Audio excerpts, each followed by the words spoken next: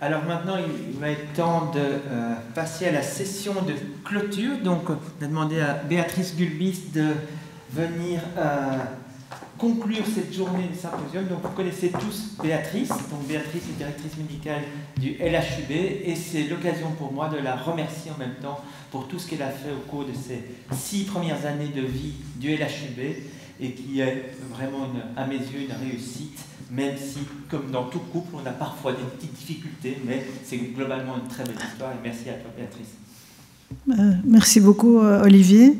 Et donc, moi, j'ai fait un petit travail de petites notes et je vais résumer tout ça avec vous. Ce ne sera pas trop long parce qu'on est l'après-midi, que je pense que chacun a encore envie de profiter du soleil. Donc je vous propose quelques minutes et ça n'est pas toujours dans l'ordre chronologique, ça n'a pas beaucoup d'importance.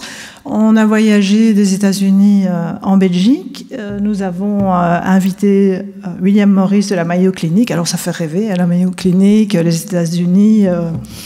Voilà, et en plus c'est le 3e laboratoire des États-Unis, mais donc je tenais quand même à dire qu'ils ont 25 millions d'analyses en 2019 et on en avait 18,7 millions au laboratoire. Je trouve que c'est pas mal, donc je crois qu'on doit être fiers de ce qu'on fait et surtout qu'on a, je pense, pas tout à fait les mêmes moyens.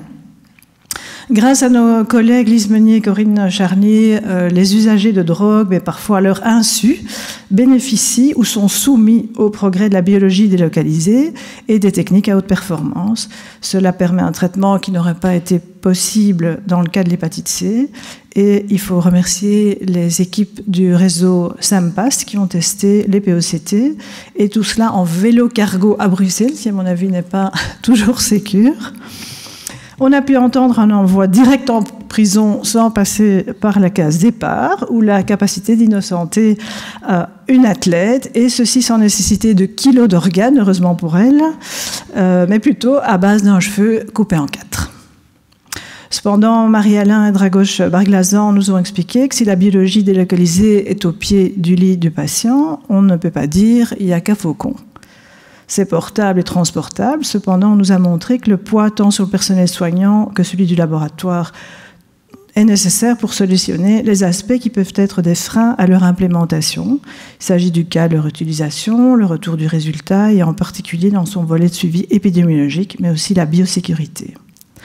En bruit de fond, et il est certain que nous ne parvenons pas à nous en débarrasser, on aimerait pourtant tant, c'est l'infection par SARS-CoV-2.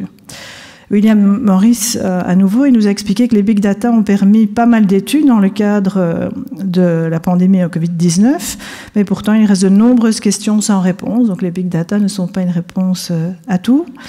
Et Marie-Alain nous a démontré que cette pandémie a eu comme conséquence un saut vers la biologie délocalisée comme aide majeure pour répondre aux trajets de soins, et que ceci peut même être personnalisé d'un hôpital à l'autre, comme ils ont réussi à le faire.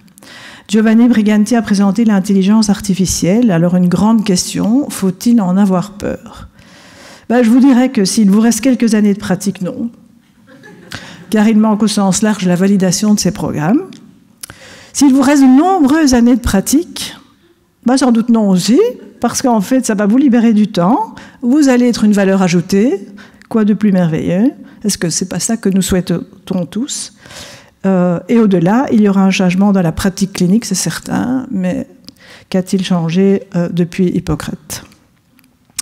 L'intelligence artificielle mène à tout, entre autres un après-midi avec Valérie Dauby, Pythagore, les ACP, l'athlétisme et l'oncologie hématologique. Eh bien oui, c'est possible et même compréhensible. Faut-il en avoir peur? Pas de Valérie, mais de l'intelligence artificielle. Alors vous connaissez le comique de répétition, je suppose. Ici, c'est Covid-19. Nicolaïne nous prédit les pics de contamination. Est-il opposé à la vaccination? Je ne sais pas, mais son modèle de prédiction, c'est fortement compliqué à cause de cette dernière. Alors l'autre message que j'ai retenu a aussi été livré par William Morris. Il est important de proposer une stratégie, non pas pendant une crise, mais en dehors de celle-ci. Ceci dit, on n'a pas beaucoup de choix. Et il est certainement fondamental de ne pas rester né dans le guidon. Ceci ne vaut pas que pour la pandémie. Pour être un peu plus sérieuse, au nom de la direction du laboratoire, je remercie sincèrement et chaleureusement les orateurs, les équipes organisatrices et les sponsors. Et franchement, je remercie toutes les équipes, très très sincèrement, pour tous les challenges que nous avons, et ils s'accumulent plus souvent qu'ils ne diminuent. Je ne sais pas si c'est à moi à dire à l'année prochaine. Oui, d'accord. Ben alors, à l'année prochaine pour cette séance. Mais n'oubliez pas que nous avons aussi des soirées et vous êtes les bienvenus pour y participer. Merci à tous.